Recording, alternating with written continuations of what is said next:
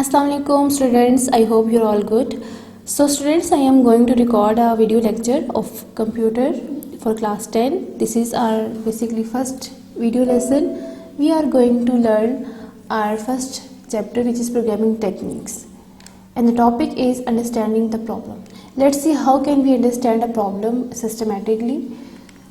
Solving is the main task of a computer science, which is the job of a computer programmer. एक computer programmer जो है उसका जो main और जो बेसिक जॉब है वो यही है कि वो कैसे एक प्रॉब्लम को सॉल्व करता है.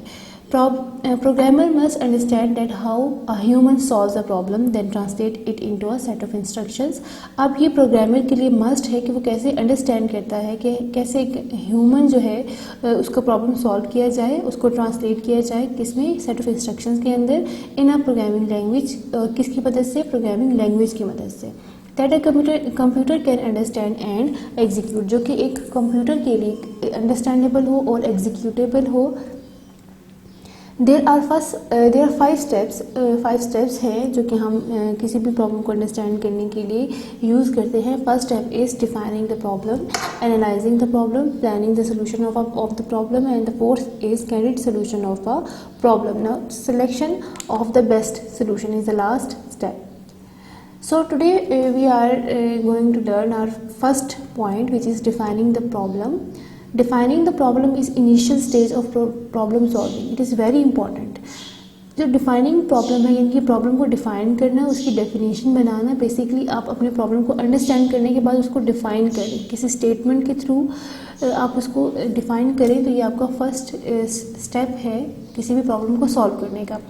ये बहुत इंपॉर्टेंट प्रोसेस है to understand the problem before the programmer starts working to it और इट्स सोल्यूशन.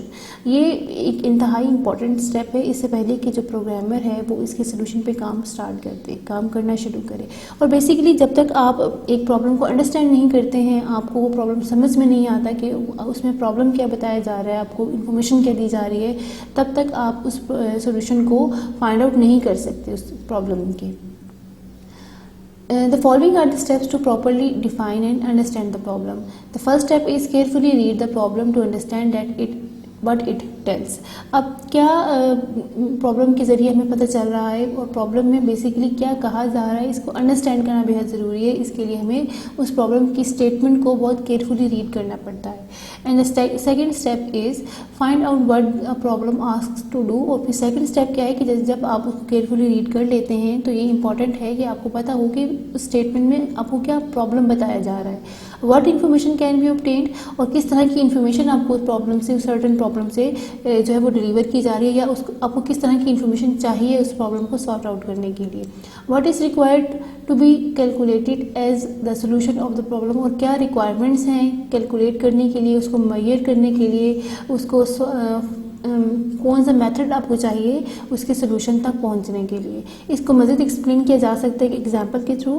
प्रॉब्लम नंबर 1 अगर आप पढ़ें इसकी, तो आप person is unhappy with a product और service he she has purchase from a company. अब एक पर्सन है जिसने एक प्रोडक्ट या सर्विस को परचेज किया है किसी भी कंपनी से और वो अब उससे अनहैप्पी है. After reading the above statement we understand that a customer has purchased any product और सर्विस फ्रॉम अ कंपनी.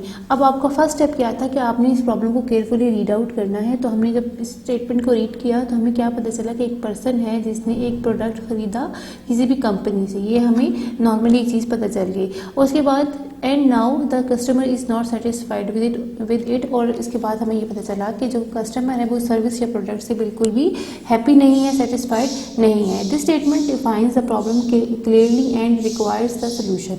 अब ये जो स्टेटमेंट है इसमें हमें बहुत क्लियरली जो है प्रॉब्लम का पता चल रहा है कि प्रॉब्लम है क्या, और उसके बाद हम इसके सोल्यूशन की तरफ जो हम इसका एक सोल्यूशन रिक्वायर्ड है, कैसे इस प्रॉब्लम को, इस अनसेटिस्फैक्शन का कोई ना कोई सोल्यूशन फाइंड आउट किया जाए. It is a general type of problem. ये एक जनरल टाइप ऑफ प्रॉब्लम है, यानी कि आम नौइयत का एक मसला है जिसको हम हमारी डेली लाइफ में जो हमें दरपेश है. सेकंड प्रॉब्लम है हमारा finding average marks of students. अब आपको कोई भी न्यूमेरिकल प्रॉब्लम दिया जाए कि आपने कुछ नंबर्स या कुछ फिगर्स का एवरेज फाइंड करना है, या एक स्टूडेंट्स के सब्जेक्ट्स का सारे सब्जेक्ट्स के मार्क्स की एवरेज फाइंड आउट करनी है, तो डेफिनेटली आपको प्रॉब्लम को पढ़ने से ही अंदाज़ा हो जाता है कि ये एक न्यूमेरिकल प्रॉब्लम है जिसको आप मैथमेटिकल मेथड्स की मदद से या कैलकुलेशंस की मदद से आप फॉर्मूलाज को यूज़ करते हुए आप फाइंड आउट करेंगे। It is very clear from the problem statement that average marks of a student have to be found. This is a numeric problem. Okay students, that's it. I hope it will help you to understand the topic. If you have any problem or any question regarding today's video, you can ask question in our school WhatsApp group or in our comment section given below the YouTube video. Thank you so much. Stay home, stay safe. Allah Hafiz.